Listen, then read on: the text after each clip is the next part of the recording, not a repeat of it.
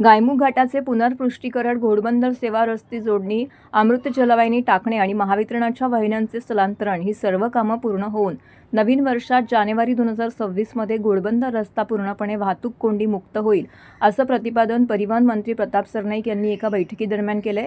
परिवहन मंत्री प्रताप सरनाईक यांच्या अध्यक्षतेखाली ठाणे महानगरपालिका क्षेत्रातील विविध विकास कामांसंदर्भात आढावा बैठक आयोजित करण्यात आली होती।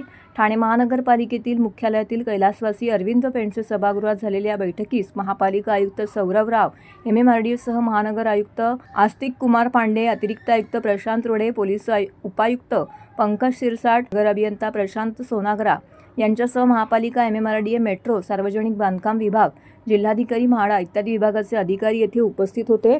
घोडबंदर रोडवरील विविध विकास कामांसंदर्भात किंवा समस्यांसंदर्भात जस्टिस फॉर घोडबंदर रोडच्या प्रतिनिधींनी या बैठकीमध्ये सादरीकरण केले। त्यांचा आढावा घेतल्यानंतर परिवहन मंत्री प्रताप सरनाईक यांनी MMRDA, महापालिका, मेट्रो आणि सार्वजनिक बांधकाम विभाग यांच्याकडून रस्त्यावरील कामांच्या स्थितीची माहिती घेतली।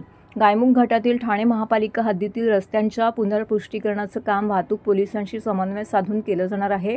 त्यावेळी जस्टिस फॉर घोडबंदर रोडच्या प्रतिनिधींनी सुचवल्याप्रमाणे घोडबंदर रस्त्यावरील सर्व उड्डाणपुलावरील रस्त्यांची डागडुजी पुनर्पृष्टीकरण एकाच वेळी हाती घेऊन पूर्ण केले जावे, असे निर्देश परिवहन मंत्री प्रताप सरनाईक यांनी दिले आहेत।